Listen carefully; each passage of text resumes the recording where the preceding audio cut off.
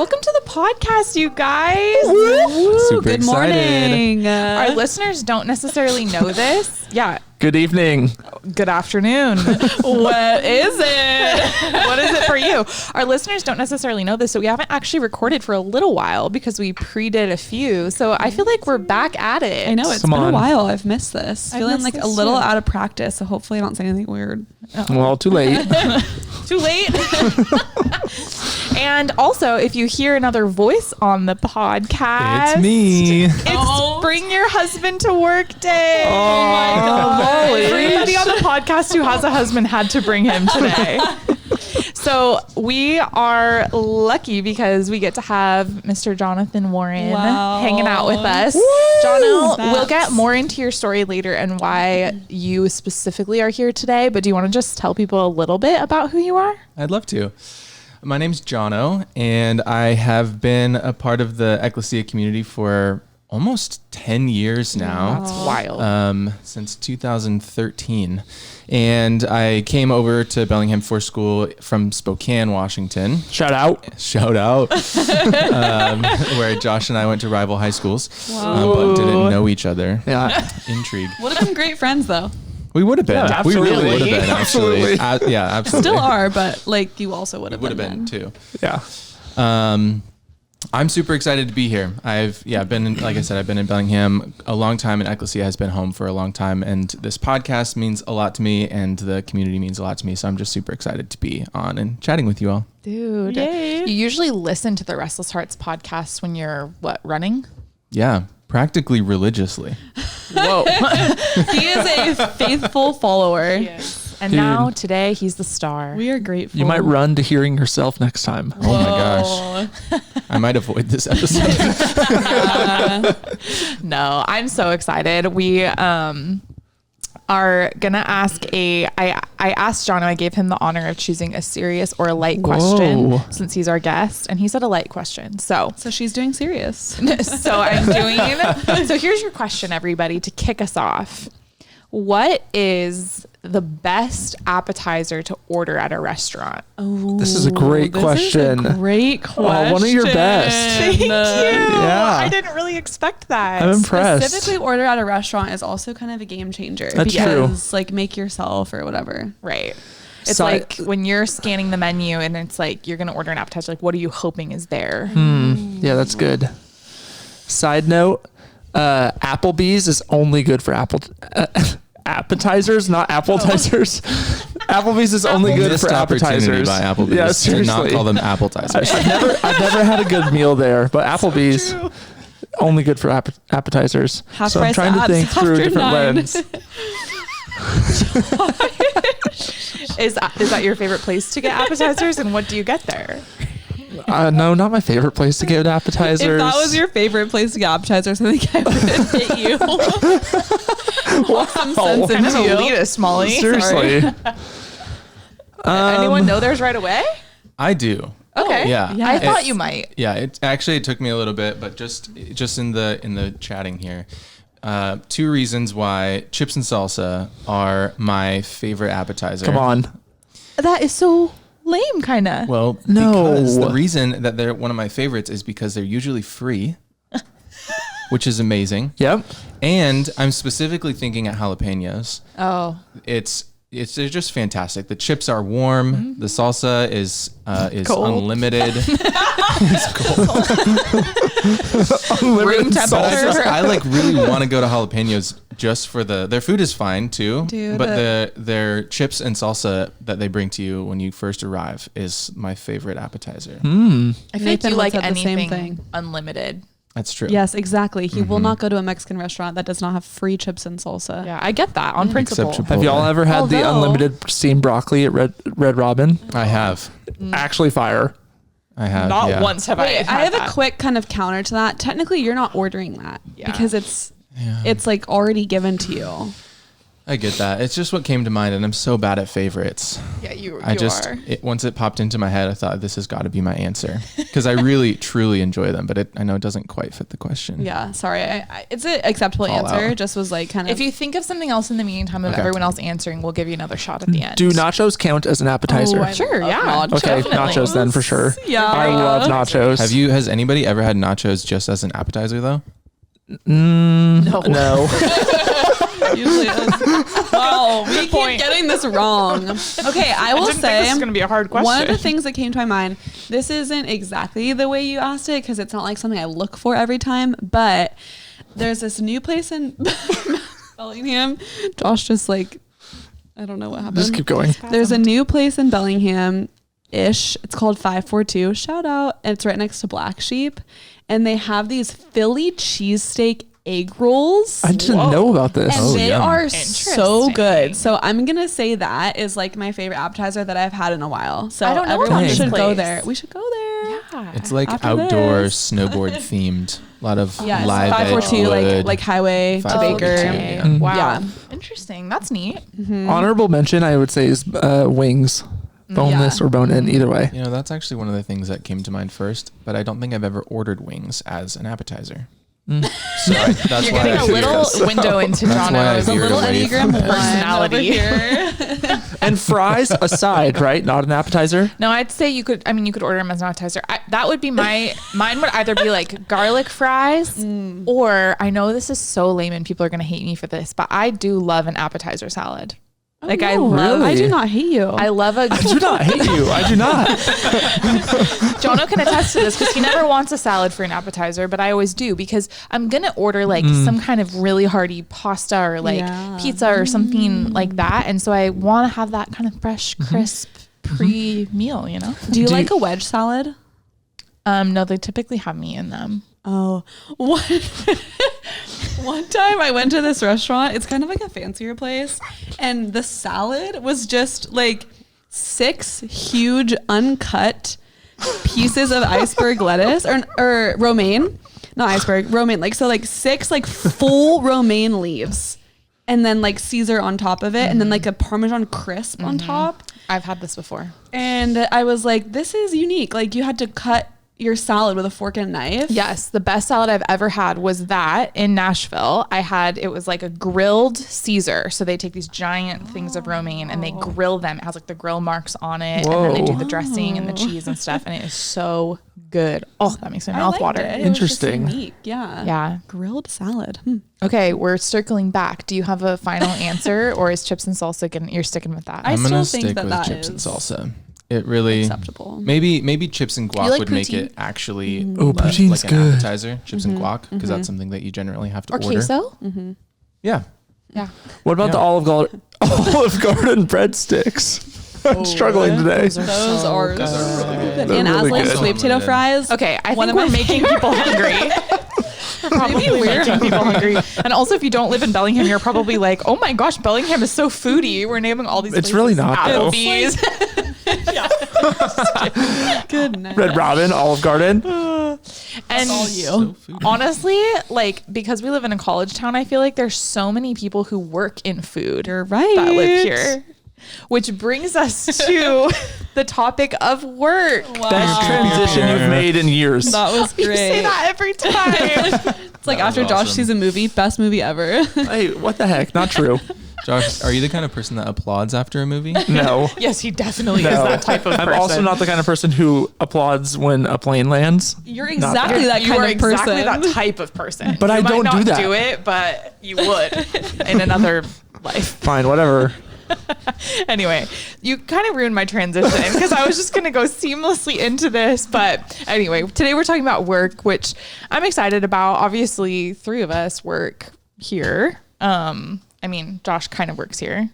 And so that's why we have Jono on. So we'll get a little bit into his story to talk about work from kind of another point of view, but we've also all, had our own work experiences leading up to this as well. So we're excited to kind of process through our own experiences and our own questions and doubts and things we've struggled with along the way. But what we're really talking about is being people of faith, being people who follow Jesus. How do we think about and pursue work and vocation. There's kind of a lot wrapped in that. And so I'm excited to get into all of it with you guys.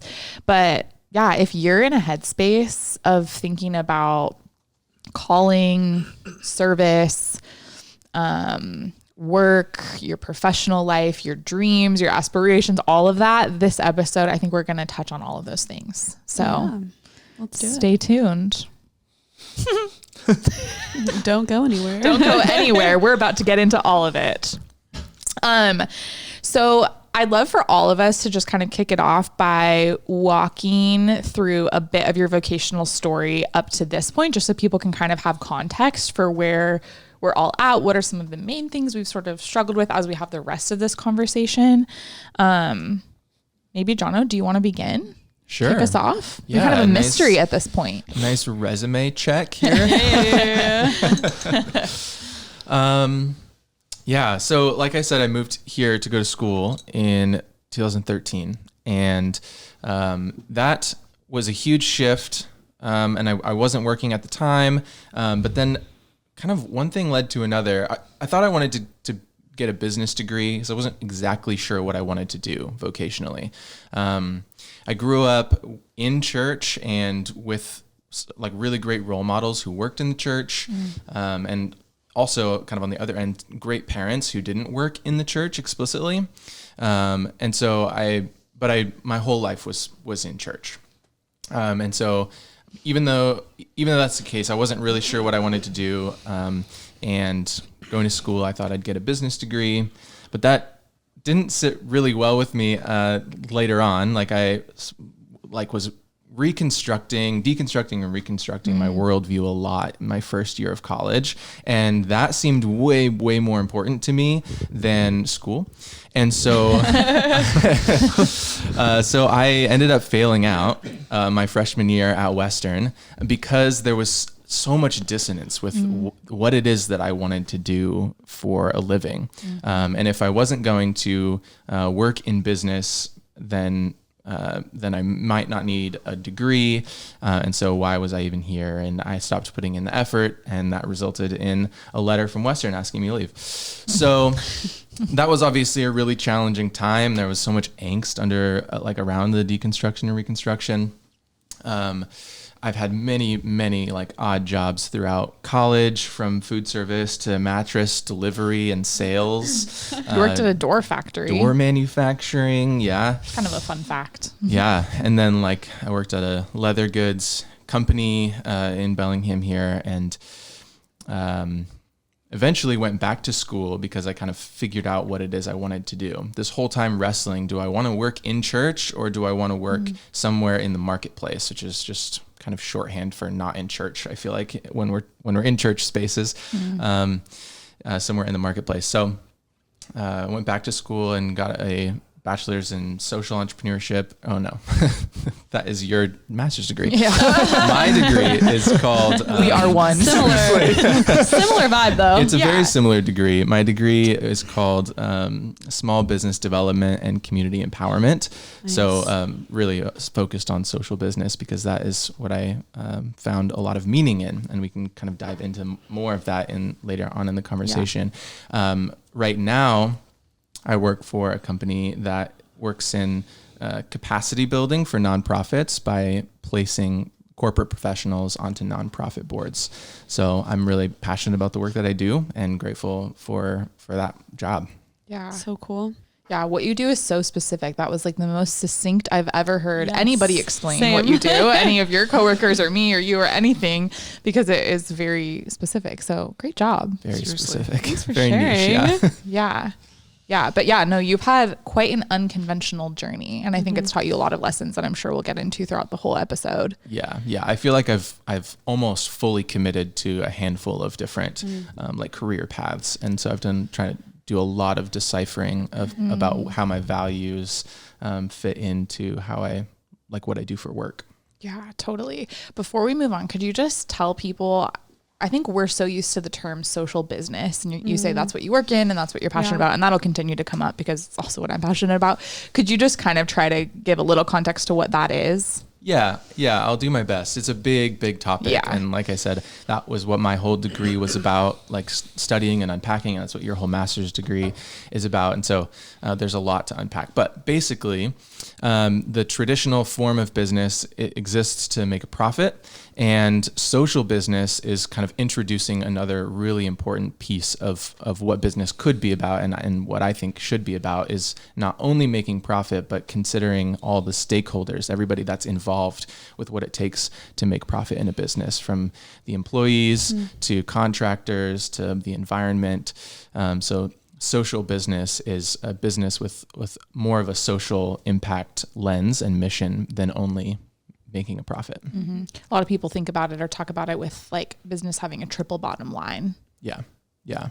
People, profit, and planet. Yeah. So companies like Patagonia are really good examples because they're really well known for companies who like take stands on things and operate their business in a way that reflects more of a value than just profit. Mm-hmm. Yeah.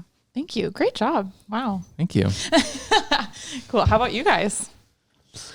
Let's see. Well, I also moved up here to go to college, and I had this plan of exactly what I was going to do. I chose Western because of it. I had it all perfectly laid out. I wanted to go into speech pathology. That's what my mom does, and I always loved kids and thought that would be a really cool path to kind of take. And so I came to Western for college with that plan in mind. I took all the proper prereqs and I started the program. It's like a cohort system. So you start your junior year. So I started and I just didn't like it. Like it just surprised me because I had this plan and I got there and it just really threw me off because it just wasn't what I expected, or I don't even really know how to describe it, but it was really hard, but it was the kind of hard where it wasn't worth it to me. You know, when something's really hard, but you're like, I love this and it's worth it. Like, I mean, you'd probably describe that, Ken, with your grad experience right now. Like it's really hard, but you're so passionate about it and excited that it's worth the work. And I just didn't have that experience. And so every day, like it sounds dramatic, but I really think this is what it was like when I look back. Every day was like opening my Bible and like waiting for God to give me this clear word of like direction, or listening to a sermon, or listening in class and like waiting for something to like click for me of whether that was right or whether that wasn't right for me. And it never really happened like that. But kind of at the same time that I was going to school, I would also go home to California and work at this summer camp in ministry. It was like a Christian summer camp. And that was like one of the most life-giving experiences for me. And so kind of during this journey of trying to figure out what I was supposed to do, one of my college roommates said to me at the time, like, shout out to Ashley if you're listening, she was like, you always light up when you talk about camp. Like, what if you could do something with that? And I was like, what? Like, I can't work at summer camp for the rest of my life. Like, you're crazy. But it really got my wheels turning. Like, wait a second, maybe I could do something different. And so I started to look into like a rec major and like all these different things, and ended up like just really trusting the Lord with kind of the unknown and going, okay, God, I'm going to make a step. And the step for me was like changing my major and kind of like letting go of this secure career path that I thought I was going to have. And it was kind of scary because it was like, well, I still don't know what I'm called to. I still don't know what is the next thing. There's not like one particular area where I felt like God made me for this. And that was something I really wrestled with and still kind of do.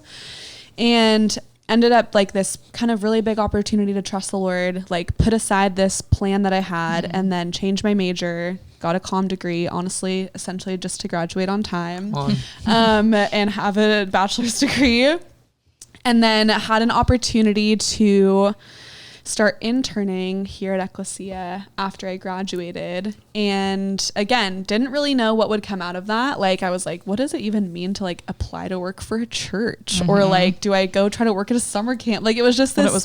Something you hadn't I had never thought that I was like, ministry, like me, like, you know, I was always really active and involved in serving and volunteering and stuff, but it was just not what I thought. And so over time, like the Lord just sort of continued to direct my steps slowly but surely and give me these opportunities to step into, and started with an internship here. And then that actually turned into a job opportunity here, and am still here, which, like, looking back, it's crazy. Like, I never ever would have thought that I would be doing this kind of work for my literal job. And there's so many things that I've learned, and so many challenges, and so many joys. But I would think the biggest thing that I've seen is how I've learned what my strengths are as I've gone. Like, I've learned what I'm good at, and I've learned what I'm not good at over time. Like, it's been a process of discovery in process. It wasn't necessarily like, oh, I know everything I'm good at, so I'm going to go down this road in order to do those things. It was like a little bit, I mean, we all have our own unique stories. And so that's like a little glimpse into kind of how I've experienced that and how I've gotten to where I am today. Yeah, totally. Now you're up there preaching every week. Freaking crazy. It's also like, this is a little bit of an aside, but we all knew each other in college. And I just think if you would have told any of us that we'd be doing what we're each doing now, we all would have been really surprised, which is just kind of an interesting lesson in and of itself. Yeah. But that's an aside. How about you, Josh? I think sometimes when we share these stories, it can sound really like, and then this happened, then this happened, and just led to this, and now I'm here. And I think before I share my story, I want to share, like, I think we all understand the incredible amount of angst and like we wrestle, worry and struggle that goes into figuring out your vocational, like what you want to do. And honestly, I still like, I'm in a position that I really love right now, but I cannot confidently say that I'm like, I know what I want to do for 20 years or what my career path is going to be or anything like that. And so honestly, I'd submit that we're all still on this journey in a lot of ways. But I'd start by just like, sometimes, at least when I heard other people like sharing their stories, I would always just be like, man, everything just kind of worked out for you, didn't it? And it's like, it doesn't feel that way when you're going through it. Hindsight is 20/20, as they say. Flashback to Jono dropping out freshman year, working at a door factory. No, seriously. Yeah. And those experiences. So, I came to Western, I didn't even think about a major or career when I was like thinking of college. I was just like, college, and I'll figure it out. And I had no idea what Western even offered. Like, I was just like, that's the location and it's different than where I am. And all right, here I go. So I largely avoided thinking about what I wanted to do. I feel like I always thought it was limiting. That like, if I committed to something, then it like takes me away from doing everything else. That is a possibility. True Enneagram 7. Much has changed, Josh. Not much has changed. And so largely I just kind of was like, well, it'll happen. And so when I got into school and was going here, and then I decided, I worked at a summer camp in the summer of 2014 at a kid's day camp in Spokane. And I like really enjoyed that job, and I hadn't really had many jobs before, but I hadn't had that many jobs that I enjoyed. And that was something I was like, dang, this is so fun. And so honestly, it was getting time for me. Like, I was going into my junior year, and it was getting time for me to like, Josh, you got to make a decision. And Josh, you gotta. And I was like, hey, I like kids, and sure, I'll be a teacher. And it was really just kind of a spur of the moment, I know what that job looks like. It seems safe to me. I'm sure I could figure it out. But I don't think at any point that I was like, I'll do that for my whole career. Like, I don't think I ever really thought that. It was just like, sure, I'll try and see what happens. And so I also got a comm degree because at our school you can't major in elementary ed. So I got a comm degree. Actually. Yeah, and then I got certified to teach elementary ed. Josh and I had lots of classes together. We did. Josh and I also had lots of classes together. I had a comm minor. Yep. And we So going towards the end of my time at Western, I still really felt indecisive. And I was beginning to apply for teaching jobs, and just felt like, all right, well, this is what I'm supposed to do, because this is the next step. And I didn't like student teaching very much at all. Like, I had not a great experience. And I was getting ready and applying for stuff, and then Garrett came up to me, and then he was like, have you ever thought about interning for Ecclesia? And I was like, nope. And I literally just said no, because it was uncomfortable and it was outside of the idea that I thought I was going to do. And then I just couldn't shake it. And it was probably June of that year, and nothing really had developed for me to get a job the following year. And I was like, man, I think I'll regret if I don't see this to its end. And I felt like, and Molly was encouraging me to do it quite a bit at the time. More so persuading. Yes. And I'd always said, in terms of working in ministry, I think I had always said, God, if you want me to do that, you do it. I'm not going to do that. If you want me to do that, you open that door. And then the door was kind of open, and then I was like, I don't know. But then I walked into it, and my whole first year out of school, I substitute taught to make money, and interned, 15 hours a week probably. And just kind of got to understand what vocational ministry looked like. And at the same time was still discerning whether I wanted to be a teacher, and was doing that whole year subbing. And the last third of that year, I was full-time teaching for a teacher who had a baby. And so I just kind of had these dueling experiences. And then it came to the end of the year, and I was offered a full-time teaching job to teach 5th grade. And I had nothing lined up vocational ministry wise. And I was I remember being I'm going to take I need a weekend or something just to think about this. And my mind changed 8 times during that weekend. Yes, no, yes, no. And then eventually I was about to say yes. And then I just felt I don't want that. Oh my gosh. And so I didn't know this. I just was I would be waiting for ministry job to pop up, and then hoping that I could then say no to this teaching position. And when I realized that, I was just I'm going to say no. And I had nothing else. I was I didn't know that. I'm going to say no. I'm going to go for some vocational ministry jobs, and I'm going to if I have to sub on the side, I'll do that. And then, so I declined it. And then I got recruited probably a month later to be the children's director at one of our campuses, a part of Christ the King Church here. And that was halftime. And I was like, okay, that feels like a beginning, at least, of something I could get my foot in the door. And then soon after, a job at Ecclesia opened up, 20 hours. And then all of a sudden, I was hired 3 months later, full-time ministry. And it was just all right, here I am. And then I did that. I worked in full-time ministry for, those 3 years with Ecclesia and in the children's ministry job. Still the whole time, feeling this is not forever. This is not a path. This is just the whole time knowing this wasn't actually taking me somewhere in a long run. And honestly, most of last year was a discerning, I felt ready to do something different.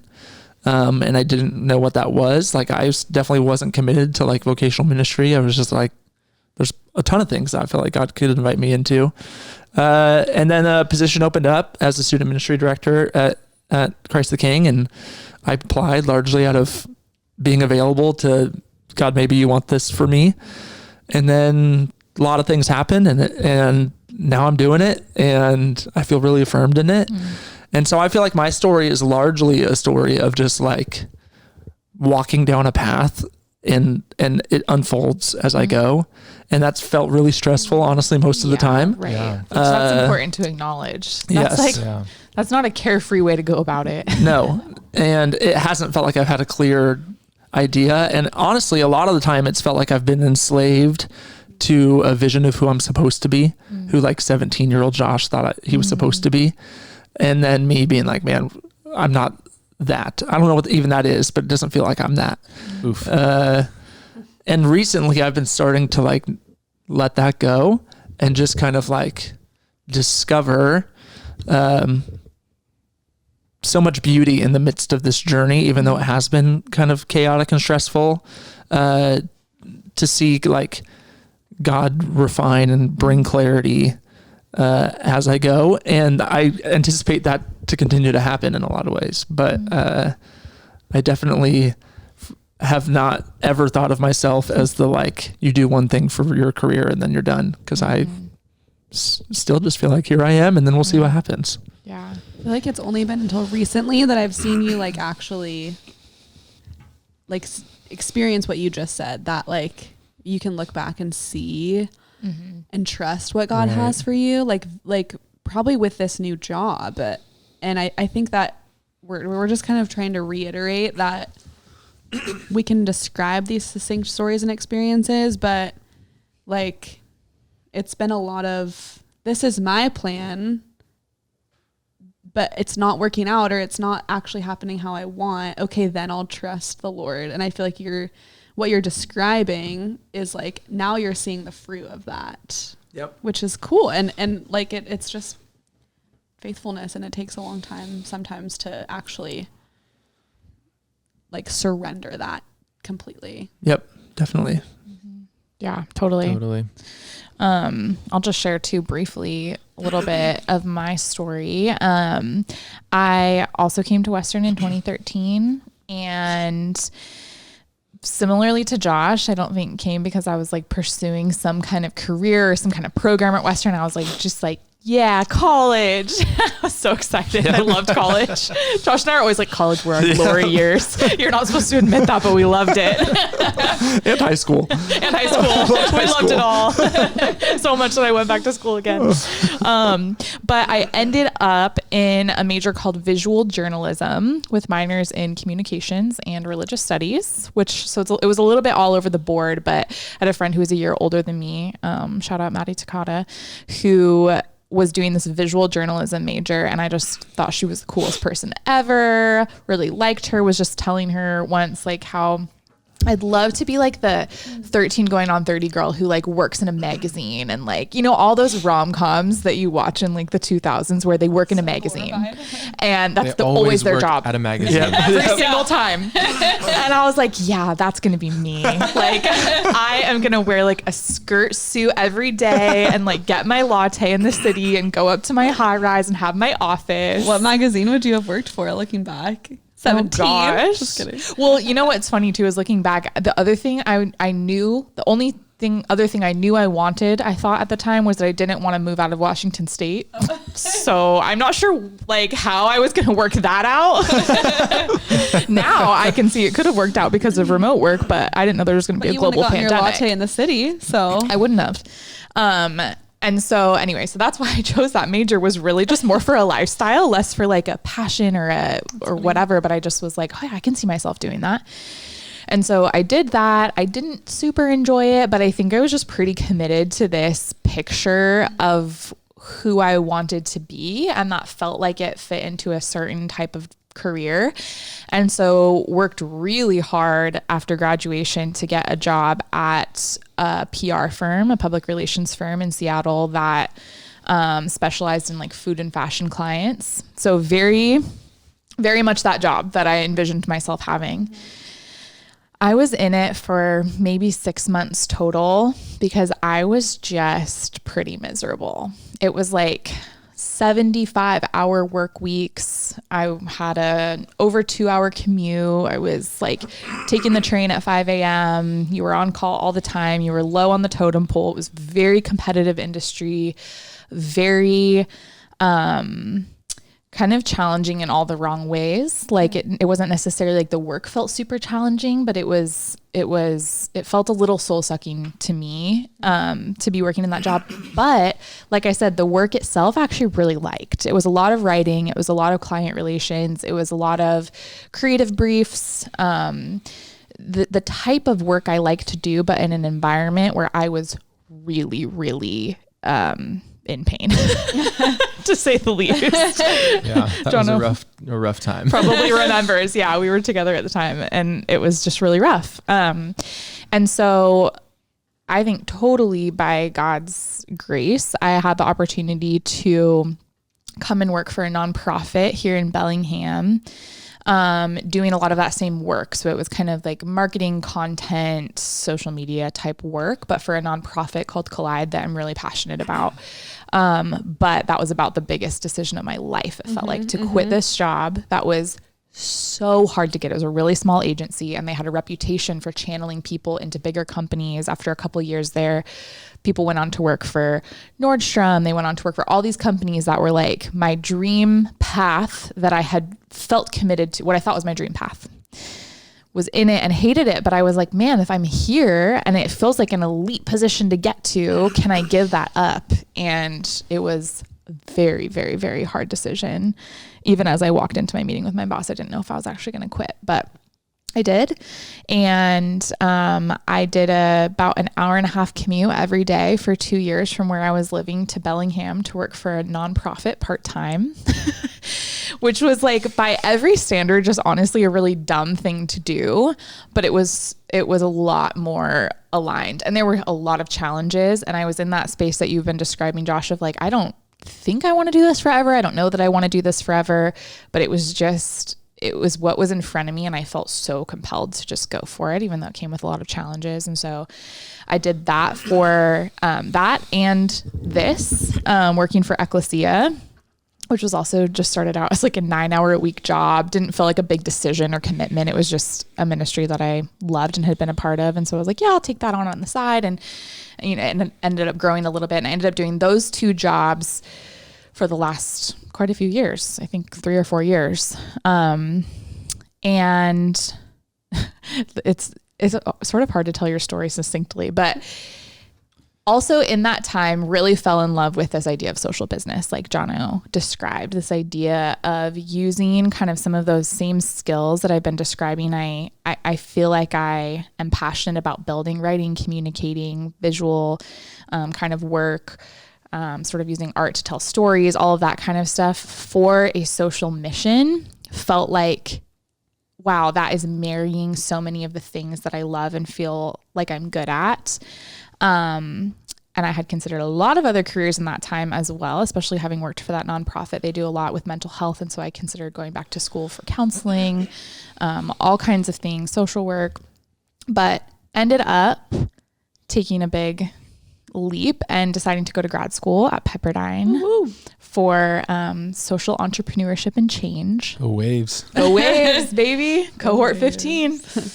And so now I am doing this job that I love at Ecclesia, and learning about social business and kind of setting up my skill set and my worldview for potentially starting a business. Come on. Which is not something that I ever thought I would do. Feels very like in the last couple of years that has become something that I've finally admitted to myself that I want to do. That's good.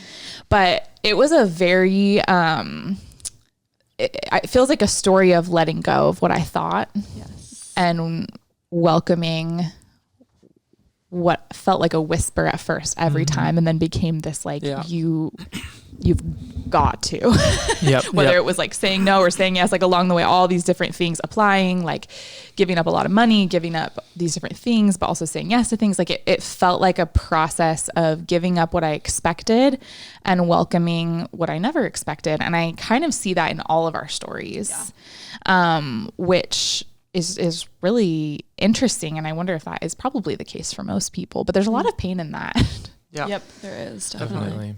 Which I think is good to acknowledge. And I think part of being someone who follows Jesus and going through that process, it brings up a lot of questions. And I heard snippets of this in all of our stories of like, what does our faith have to do with our work? Like as we talk through these stories and as people are in the midst of their own and maybe thinking about what they want to do, or they're in a job they don't like, or they're in a job they're really passionate about, whatever it is, there's this question of like, as someone who follows Jesus, what does work have to do with my faith, and how do I incorporate or align my faith with my career? Yeah, or I think is that an important thing to do? Totally. Right, yeah, I think that's a great question. I think that it's like, I think that it can be confusing in a time where there's just a lot to navigate presently in our American culture and society, that is honestly pretty unique. And having to navigate like that there's a billion options of what you could potentially do, depending. And I think something we've wanted to talk about here is also depending a lot on the privilege that you've been given, because a lot of us, even the ability to ask like, what do I want to do, is quite a privileged question, because a lot of people we know do not have the ability to even think through that lens. That the lens is just, I have to work, and it doesn't matter what I want to do. Like, I need to find a way to do something. And so we want to definitely acknowledge that. And at the same time, there is a real reality for those of us who have that privilege and an option of being able to choose, navigating it and intertwining that with your faith and integrating with your faith can be, I think, really difficult, because I think how I often thought of, especially in high school, how I thought of my vocation or my work or what I want to do growing up, I thought of it separate from my faith. Like I thought of it as this like, well, I do the church things on the side over here, and God's here and he's in this spiritual stuff. And then I like got to make money, and I got to like do my job, and I got to figure out how to like do that well. And sure, along the way, maybe I'll tell someone about Jesus, and maybe I can pray with someone at some point, and maybe I'll be in a small group with some point, like do these like Christian activity things within whatever I end up doing. But I think that what I'd say about that is it's important to recognize that our careers, the reason why I think we put so much attention to them is because we recognize how much of our life is spent working, like how much of our actual time is spent like putting our efforts towards a specific end. And I think that if we're followers of Jesus, that we have to recognize that if we're followers of Jesus, I think that we have to recognize that if he's Lord of our lives, then that has implications for what we do for our job, or how we spend our time. And that it's not separate, that God's absolutely within all the things that you choose to do. And we can go back to Genesis 1 for this, actually. So when God first created humanity, he basically gave them like a purpose, and it gave them an identity, and said like, you are my representatives in this world. You're my image bearers. And here's what you got to do. Like, you're going to work with me and partner with me to take this natural, good, beautiful world and make it better and cultivate it and make beauty out of it. And like he says, subdue the earth. Like he's like literally keep and take care of this garden that I've provided for you. And so one of the first things that God instructs humanity to do is to work, like in a really functional way, in partnership with him towards the things that he wants to do. And I think that we can easily separate that when we put faith in its own box, and we don't recognize that like part of our wiring, part of our making is to work. Part of our original mandate is to work, and to consider how that intertwines with what we believe, and to recognize that whatever you do can be used towards that purpose, towards that end, is something that I don't think I thought of for a long time, until I was like learning more and more about my faith and recognizing like, oh, I can worship God in like anything, because he's instructed me to just like work and partner with him and like cultivate goodness with him. And I think that I've had to like for a long time realize that can absolutely be done outside of vocational ministry. In many ways, it can be done more effectively than vocational ministry. Somebody told me one time that we will work in heaven. And that really shook me, because I kept thinking the like reality that I was living in is like, work is just this thing that I've got to do in order to make money, which I think has a huge connection with my version of the gospel that I was believing, that like, not to go down this rabbit hole too far, but like that, like the gospel simplified being Jesus died so for my sins so that I go to heaven when I die means like what I do here matters a lot less. And it's really about where we're headed after death. And I think the gospel is so much bigger than that and includes that, but it's so much bigger than that. And so to hear that we will work in heaven kind of shifts the perspective, and it really brings us to page 1 and says like, well, did work happen after the fall or before the fall? And it actually just happened right after God created humans. It was part of the original design before sin and pain entered the world. Yeah, work is now more challenging because of the fall, and God says you'll toil in your work. But before all of that and before the fall, he says to have dominion over and rule over the birds of the air and the fish in the sea. And all of the creeping things. Ew. The creeping things. That idea that we'll work in heaven, it points to the fact that that work is not just a pesky thing that we need to like get around and kind of just manage while we're here, but it's actually something much more profound and beautiful, and has the opportunity to be anyway. That's super interesting. Yeah, that there's something holy about work. Yeah. Yeah. Which I actually think brings to mind this question of like, that makes you think like, well, so I should love my work, right? Or like I should be like, I'm made to do a certain kind of work. Like I should be passionate about my work. But I think so many of us don't know what we're passionate about. Wouldn't say that we have something that we feel like we're necessarily made to do. I think the vast majority, I actually heard a statistic the other day and now I can't remember what it was, but the vast majority of people, I know, it's like 80%. I always use that one I don't know, but I know it was the majority. So if you've heard me say that on another podcast, you should question me, fact check me, but we don't know what we even want to do. Yeah. And so it kind of brings up this question of like, how do I know what my gifts and passions are? Is it important to be able to name those? Like, what if I'm currently in a job that doesn't use my gifts and passions? What do I do about that? Yeah, I'll start like processing a little bit of this question because I think this was something that I particularly wrestled with. In high school and kind of in college, and even still, I would say the narrative that I often heard was like, what's your calling? Like, what is the one thing that God made you for that you are supposed to live out on this earth? And that always threw me for a loop. Like maybe to some people that might be like encouraging and kind of drive them towards their direction. But for me, that was like a puzzle that I was supposed to solve that I couldn't. And so hearing that, I was like, is there something wrong with me that I don't know? Is there something wrong with me that I don't have one thing that I feel really passionate about? And even still, I would say, I'm like, well, I love like people. I love ministry. I love like X and Y and Z, like, but I can't, like, I'm doing what I love right now. Is that what I'm going to do forever? Anyway, so I just relate to that question, and kind of, just connect with that idea. And so to hear, like, how am I supposed to know what I'm passionate about? You might not yet. And I think that's okay.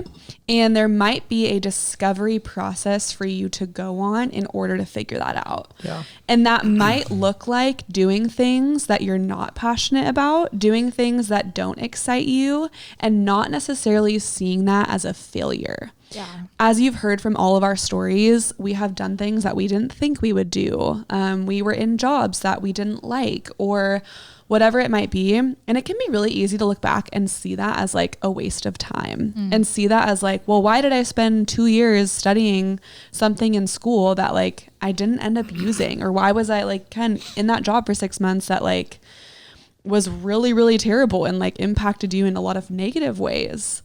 But all of those things, again, as you heard, got us to where we are now. And we wouldn't have known a lot of the things that we are good at and a lot of the things that we are passionate about if we didn't first have to learn what we weren't, or have to kind of learn on the fly. So a lot of what I know I'm good at, I know because I've learned as I've gone. And so I think if you are feeling like you're kind of wondering that question, what am I supposed to do? What am I passionate about? What's my one thing? it might not be that obvious, and that doesn't mean there's anything wrong with you. And also, it's okay to still be in process of figuring that out.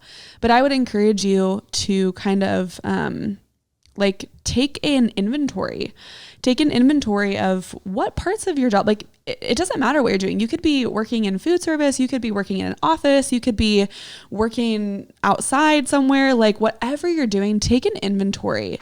When you are at your day job, what like brings you life? What brings you joy? What do you notice? What perks you up? Is it a conversation with a coworker? Is it like being by yourself and working on a project? Is it seeing a system flourish? Is it seeing, a project completed? Like, what are the things that, even if you hate your job, what are the things, the little moments in your day where you're like, oh, I kind of didn't hate that, or I kind of liked that? Like, pay attention to that. That could be an indicator of who God made you to be. And also, I would say pay attention to the things that drain you. So if you're in your job and you're like, man, when I am, like for me, if I go an entire day of work without talking to anybody, I am miserable. Dude, like, Same with Jono. like it's just not good for me. Like, I just feel like I have no motivation. I have no energy. I have a hard time like remembering why I'm doing what I'm doing.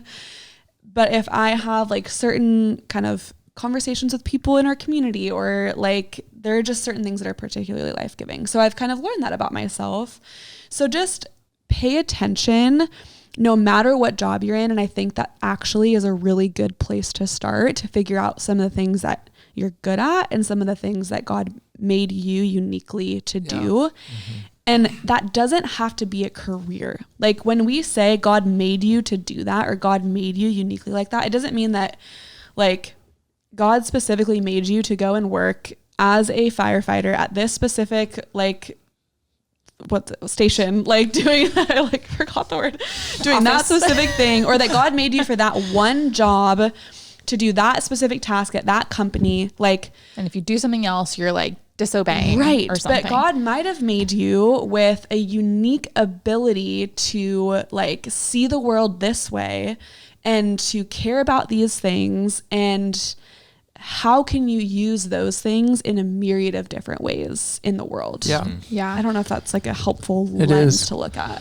Totally. And I also think, as you're saying that, Malls, I keep thinking about, and this is, I mean, I'm just kind of getting into the practical too. And I don't mean to like de-spiritualize it, because I think work in general is just a very like deeply spiritual topic, because like Jono was saying, it's what we were made to do, is to like partner with God in whatever we do. But just on a practical note, based on what you're saying too, that just makes me think about context and environment. So I think about like my older sister, worked at a summer camp for kids with special needs in like early high school, I think, and just loved it. Like loved that, the meaning in it, there was something about it that felt so right for her, but she didn't really want to work with kids.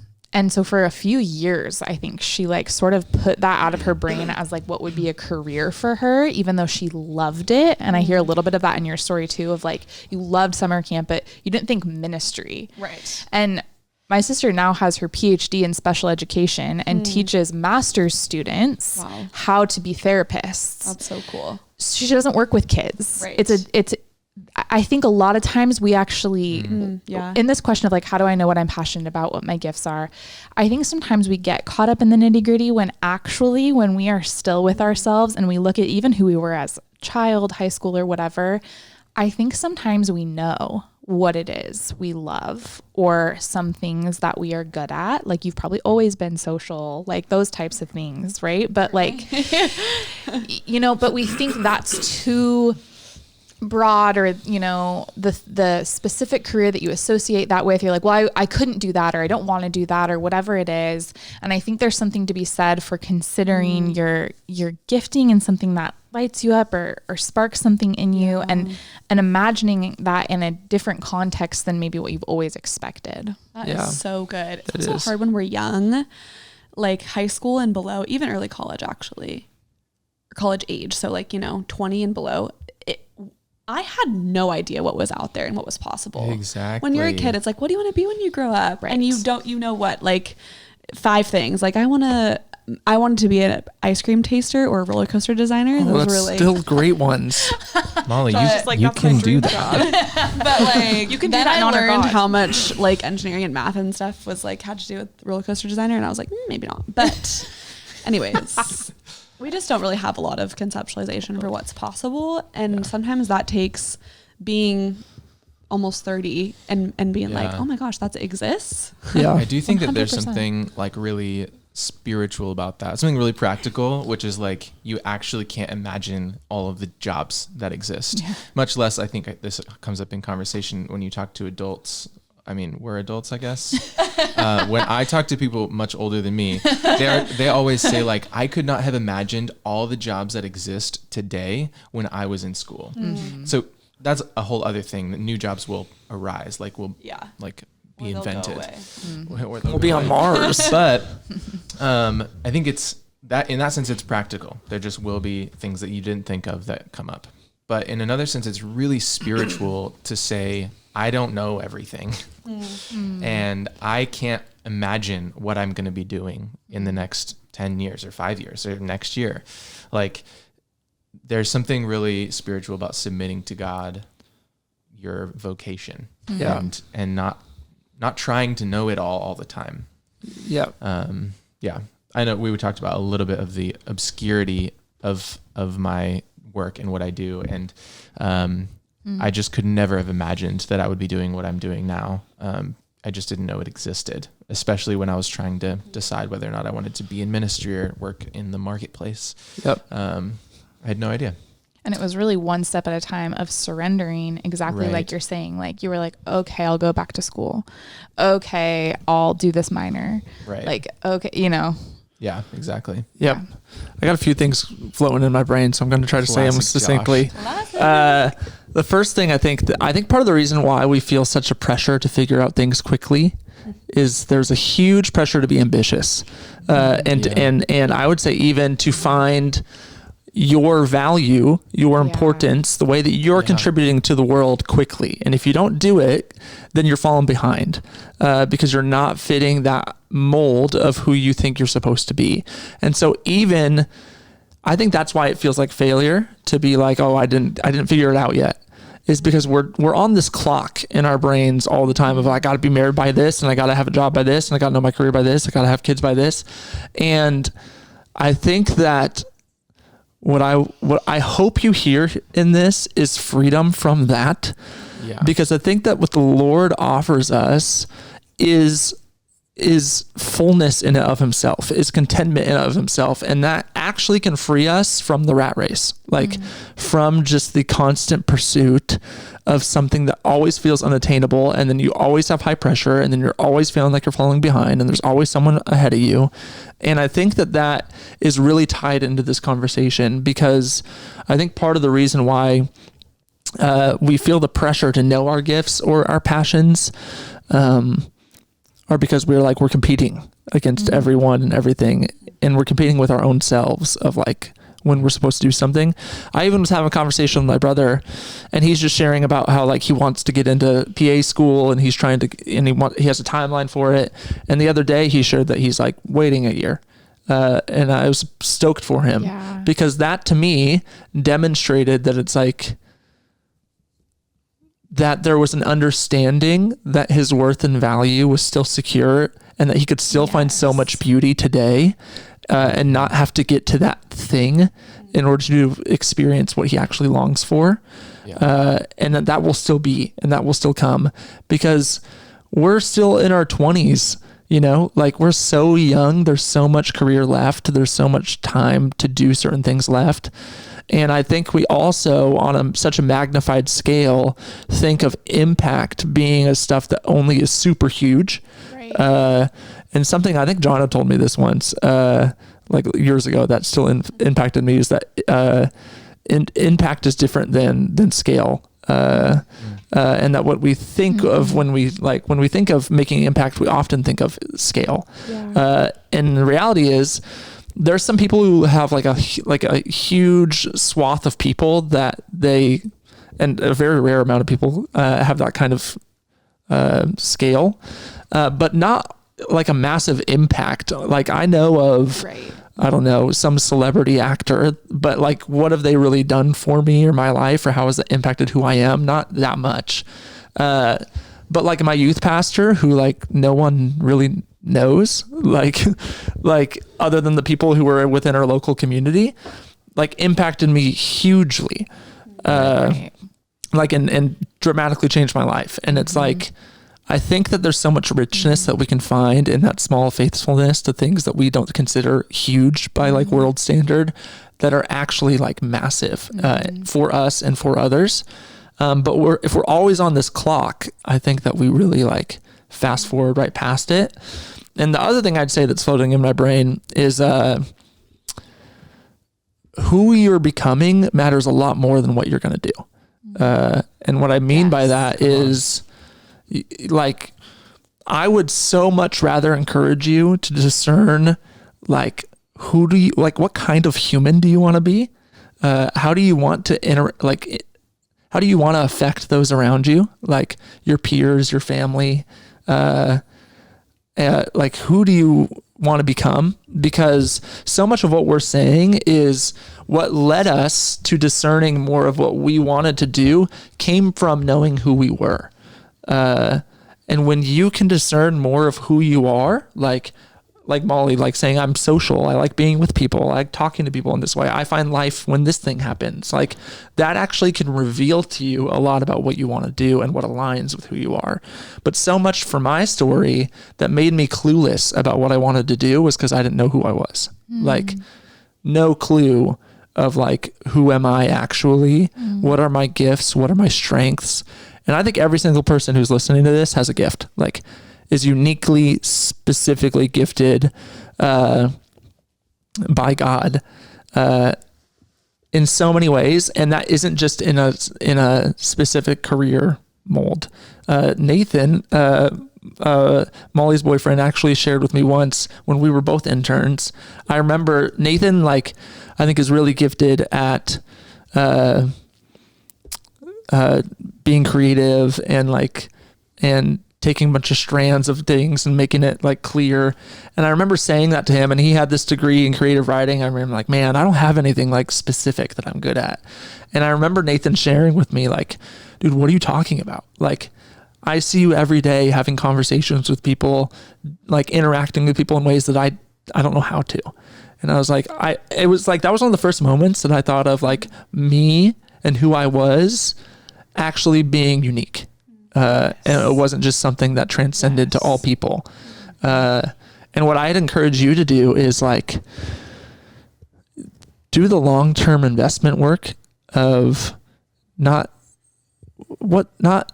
being so obsessed with what do you got to accomplish? How do you got to be successful? Because then that will say something about your life. And instead know that you're free from that. That you're already loved, you're already known, you're already like can have everything you long for. And you can actually live from a place of knowing that already, and instead use your gifts freely, not to get something from it, not to achieve something from it, and instead just be like, no, I just really love people and I'm going to freely use that in whatever capacity I have. And if you know something about yourself, then you can like, in most situations, step into your calling, whatever career you're doing, which also I hope can feel freeing. Yeah. Because it's not so narrow to this is my calling. It's like who you are is probably your calling. Yeah. And that can be lived in so many ways through different careers. I just feel like I want to say, I want everyone to know how big of a deal it is to hear you saying this. Because like 2 years ago, this was like, it's just cool. It's cool to be in process, and it's cool to hear you say that and see how the Lord has like shown you that. For sure. So 100%. And experience the fruit from it. I need to add one last thought. You need to. Yes, that goes to this conversation, and it's about my wife. And she is actually someone who has always had an idea of what she's wanted to do. Very opposite from me. And she's currently in a job that she like doesn't totally love, like isn't super passionate about the things that she does each and every day. And what I'll say is if something's just destroying you, let that be a sign that you don't need to grit it through and be like, but God, so I'm supposed to, just like, man, maybe that's actually God being like, this ain't for you. Yes. And that's okay. And rewind to the part where we talked about your worth not being in your job. Yes. You can just quit that. Yes. And your worth is not affected. Other opportunities. And so I think she's in the midst of discerning that a little bit right now. But even what I've seen her is even in a thing where she doesn't feel like fully aligned, I'm seeing her use her calling in just all aspects of her life and not just simply in her job. And so like, for example, she's leading a small group. She started in a local AAPI community. She's utilizing what she's passionate about in her giftings and stepping into that just in any other spaces in her life. I think it's like part of it is that it's her work that allows her to do that. It's her specific job. Totally. That frees her up to have the time and the energy to pour into spaces like that. Yes. Yeah. To do things that I honestly don't have the energy to do in vocational ministry that she does have the space to do in ways that I couldn't even think of doing, even though her job doesn't feel super fulfilling or purposeful, right now. I also am seeing her not feel like that's a waste of time, or not seeing her feel like that she has to put her purpose on hold or her calling on hold. She works really hard, even though she's not passionate about exactly. her job. She works really hard and she has an impact on the people she works with because she's pursuing Christ in that. Yes. Right. Yeah. And I think that's been a really cool example for me too, in a different perspective. Yeah, I think it's such a good example. Also, side note, I love hearing you say wife. It's so fun still. It is fun. You've already been married for like quite a while, but it still is just new and fun. But no, I think that is such a good example, especially when we talk about the ministry like versus marketplace, almost, decision, or kind of like the pros and cons of each, which is just like a very small part of this conversation, but is that I just want to highlight what you said, Josh, of you work in vocational ministry. And so when your day is done, you don't necessarily have I think you described it the other day as like the spiritual energy to like lead a small group or something like that. So May, who isn't spending spiritual energy in the same way in her day job, after work, when you don't have the space to do that, that is when her space to do that starts. And I just think that's a really cool sort of picture of what it looks like to be engaged with the marketplace and engaged with ministry in your life at the same time. Yeah, definitely. And neither is greater or less than. Right. Exactly. Yeah. Are there ways that you guys would encourage people to find rest from all of the anxieties that come up around work? Definitely. There is rest to be had. The way that I would offer rest in this is that there's a broad calling for your life that is true of everybody because we're human. There are also more specific ways that I can't speak to for you, but I can say that you are called to partner with God as an image bearer of His, to be His image in the world, and to partner with Him in the work that He wants to do in the world. So whatever you're doing, I'll say the job that you have is less important than the way that you approach that job, with the attitude and intention that you approach that job with. I think that there's rest to be had in that. Totally. Mm-hmm. Yeah, absolutely. I'd say the thing that's been encouraging to me is from our friend of the pod, Brian Steele. Friend of the pod. I remember meeting with him when I was kind of trying to discern what I was wanting to do next. And as if you've heard previous episodes, you know that Brian has been a geologist in his former career. And he gave me this big rock. And he he would. Yes, he would. And he was in the middle of this is you. You're in the middle of this rock. And he shared some scripture. I forgot it was, but he was comparing it to the scripture. But he was just saying in the middle of this rock is fully just Josh. And he said, every time you go and do something, job, people you're around, environment, the Lord chips away at what isn't you.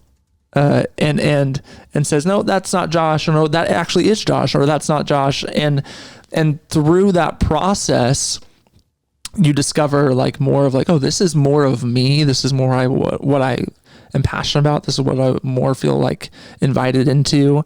And what that made me feel like is something I think Molly said earlier, but what that made me feel like is that there's no such thing as a waste of time. Right. Everything contributes. Everything contributes. That like, even when the thing that is chipped away, that's like, oh, that's not Josh, man, what a win to know that that wasn't me. Get closer to your essence. And to get closer to who I am.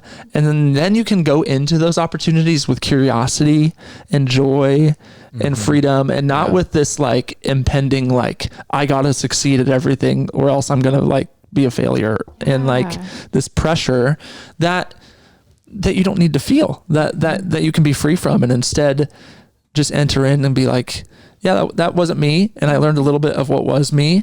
And now I'm going to like go down that path that's been revealed to me a little bit because I've discovered that. And I think as we go and as we like get older, that's just going to continue to occur. But the analogy really helped me find a lot of rest in just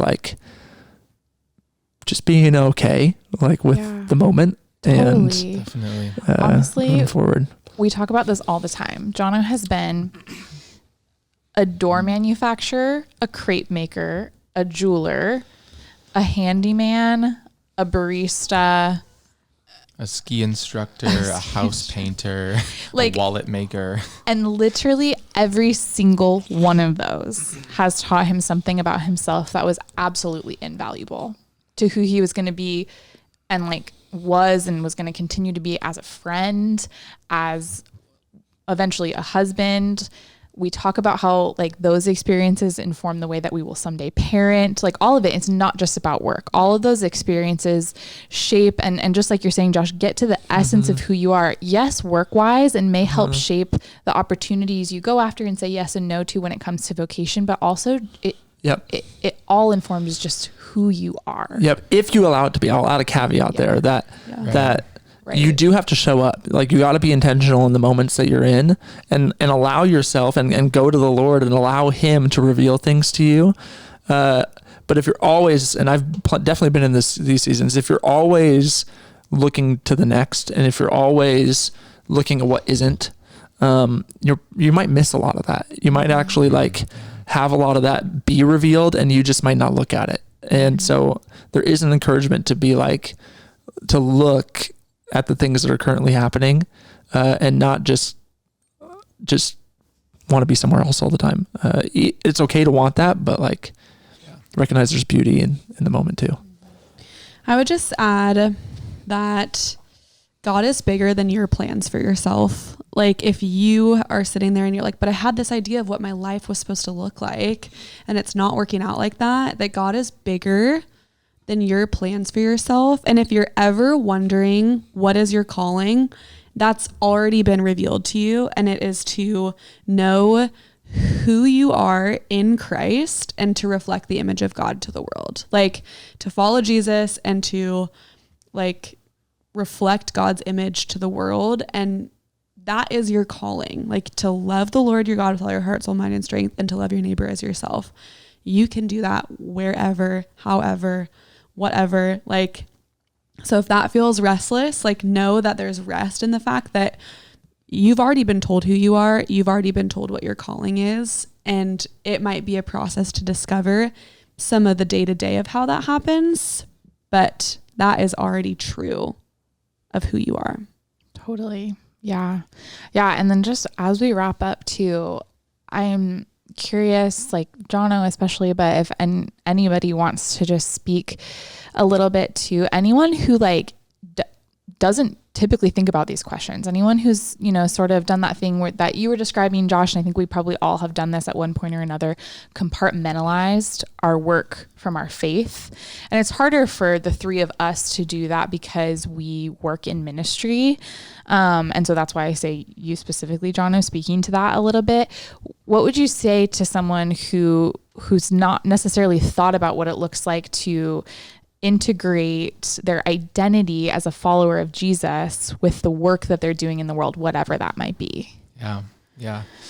I think that, I really think that has to do with your vision of the gospel and what you think that God is about in the world. I think that because we want God's kingdom on earth as it is in heaven, and that's such a big part of the gospel, that what we do right now really matters. And so our work intersects with that really clearly. We can spend our time doing whatever we want. Well, a lot, at least in the West, and we have to work, most of us. But a lot of us have the choice to do whatever it is that we have the opportunity to do.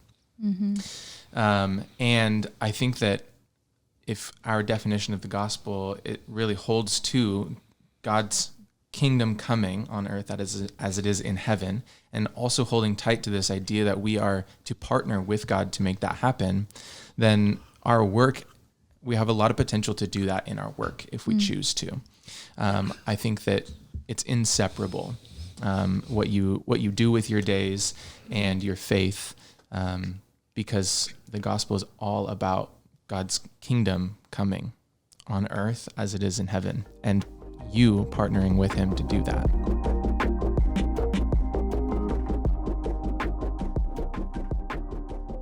Thanks for watching. If you enjoyed this video, like it, subscribe to our channel, and turn on notifications so you can stay tuned for all of our content.